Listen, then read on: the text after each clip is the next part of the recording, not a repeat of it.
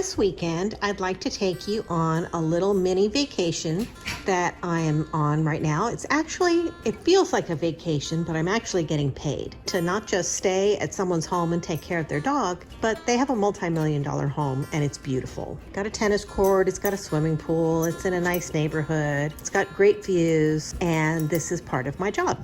So I'm going to take you around and show you what a weekend looks like as a pet sitter. First off, I think it's helpful to know exactly what is pet sitting. Pet sitting is different for different people, and the expectations are different. So it's always good if you are a pet sitter to go over what you include as a pet sitter and to see what the client is expecting. You want to make sure that you're in alignment with their expectations.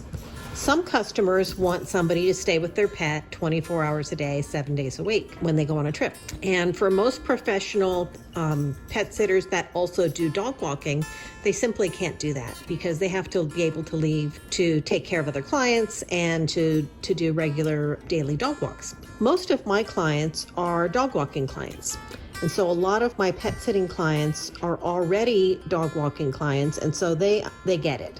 They understand that for me and what I offer, I don't offer 24-hour pet sitting. What I offer is overnight pet sitting with a morning walk, an evening walk, and a midday walk. For clients that don't want me to or need me to stay overnight, I also offer drop-in visits. This is very helpful for my cat clients that don't need somebody to snuggle their pet overnight, or who have multiple dogs in the house, maybe dogs and cats, and they keep each other company well enough that they don't want someone sleeping in the house overnight.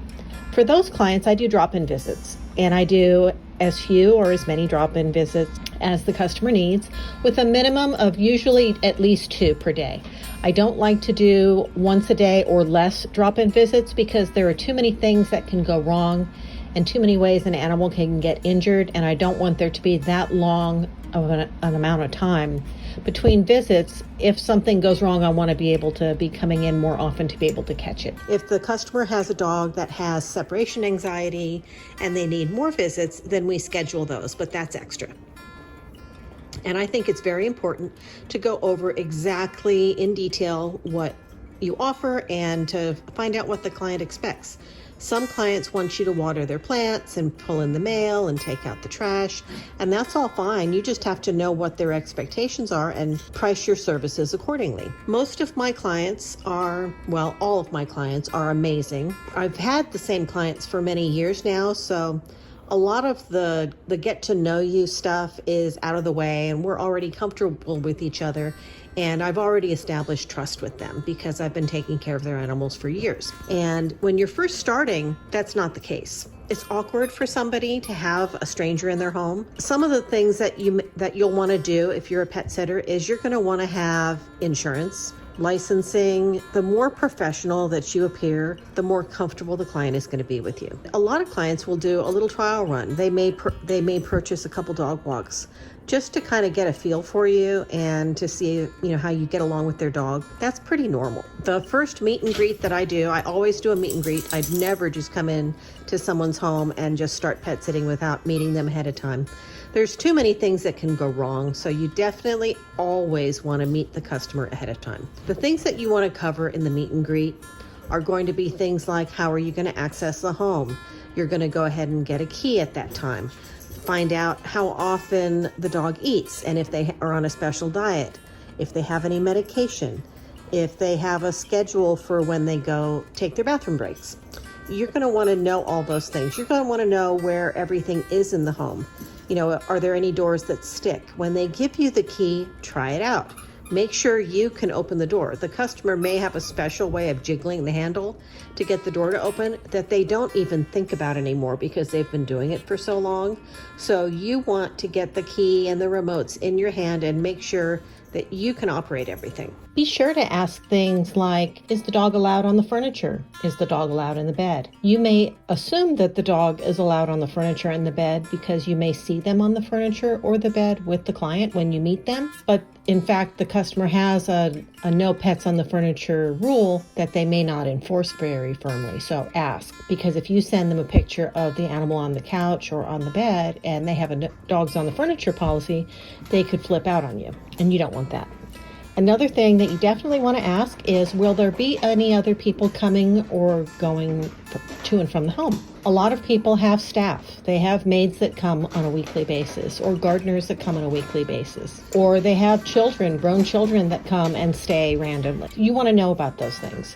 If they feel like you're not going to be there enough, they may have a random friend of the family come and hang out with the dogs, and they think that's perfectly normal. You don't want to come home or to their home and be surprised by a strange man in the house that you don't know. Ask me how I know about these things. You can avoid a lot of problems just by asking those questions up front. People may assume that that's normal, and they may not even really think about it. But when they think it through, they'll realize that, it's a safety issue. The more people you have coming and going in the home, the more chances that somebody could leave a door open or a gate open and the dog can get out. You don't want to be blamed for those exits and those escapes. So you want to limit how many people are going to have access to the home while you're responsible. Some customers will respond with, well, we have cameras we can see, but the point isn't to place blame, but the point is to keep the animals safe. So the fewer people that are coming and going to the home while you're going to be there, in my opinion, the better. You're also going to want to know where everything is, like dog food, cat food. Where are the glasses? Are you allowed to use their pots and pans? Some customers will leave food for you, some won't. Some don't want you touching their stuff. You want to have an idea of, what's expected of you. Do you need to bring your own bed linens? Are you comfortable with where they want you to sleep? You want to take a look at the area you're going to sleep. If it's a sofa in the corner and you have a bad back, this may be a no for you. Are you allowed to use a washer and dryer? Do they want you to wash the bed linens before you leave? Things like that. You want to figure out in as much detail as possible what their expectations are so that you can meet and exceed them. That is a key. The more you can go above and beyond, the happier your customers are going to be. And the happier your customers are going to be, the more likely they are to refer you to their friends and their family. This is a critical piece of business for you.